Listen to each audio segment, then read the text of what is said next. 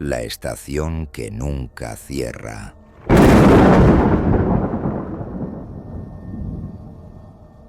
A las 3:12 de la madrugada, el taxi de Rubén se detuvo frente a la estación. No era parte de su ruta habitual. De hecho, ni siquiera recordaba haber girado hacia esa carretera. Pero allí estaba. Una estación de servicio de neón parpadeante, con surtidores antiguos que aún funcionaban, y una música apenas audible que no cuadraba con el ambiente.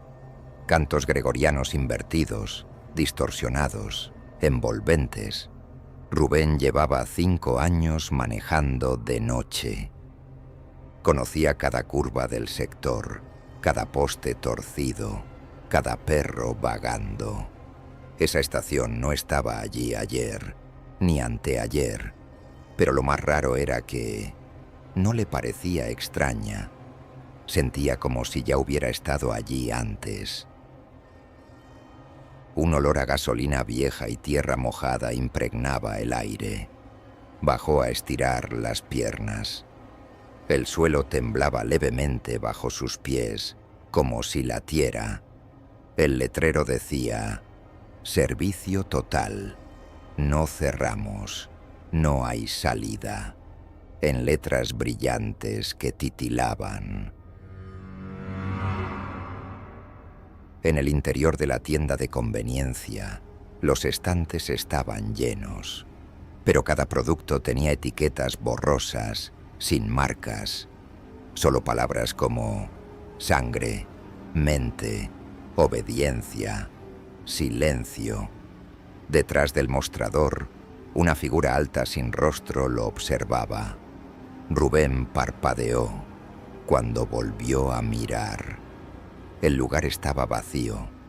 Solo las cámaras de seguridad lo seguían con movimientos lentos, suaves, sincronizados.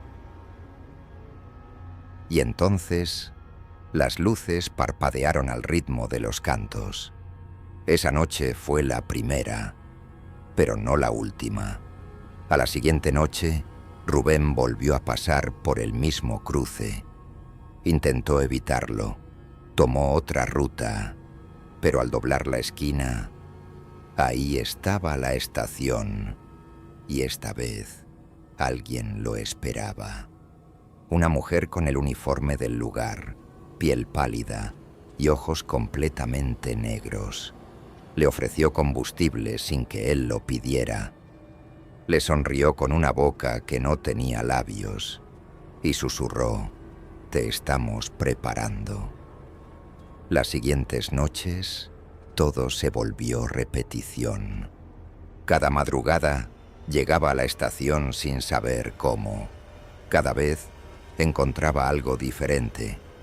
Una fila de autos vacíos, motores encendidos. Un grupo de niños que jugaban en silencio entre los surtidores. Una figura colgando de las luces, envuelta en telas de plástico.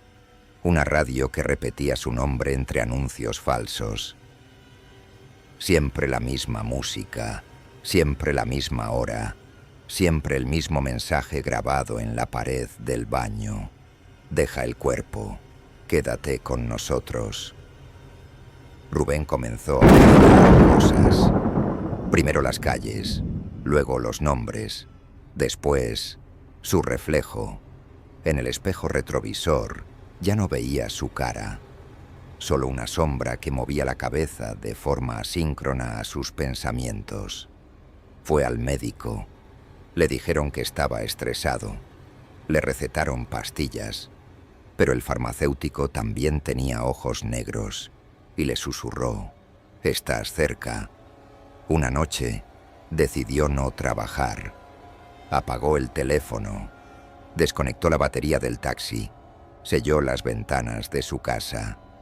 A las 3:12 de la madrugada, despertó dentro del vehículo. Estaba frente a la estación, motor encendido, y la voz en la radio decía: «Hoy es el último paso». La tienda de conveniencia estaba abierta. Al entrar, Una docena de figuras sin rostro lo rodearon. Llevaron su cuerpo a la trastienda, donde lo esperaban las sombras, y él no se resistió. Desde entonces, cada noche a las 3:12, un taxi se detiene frente a una estación que no figura en ningún mapa. El conductor baja, sonríe sin labios y observa a quien se acerque. Los cantos se reinician. Las luces parpadean y una nueva frase aparece grabada en el baño. Faltan 29 para completar el ciclo.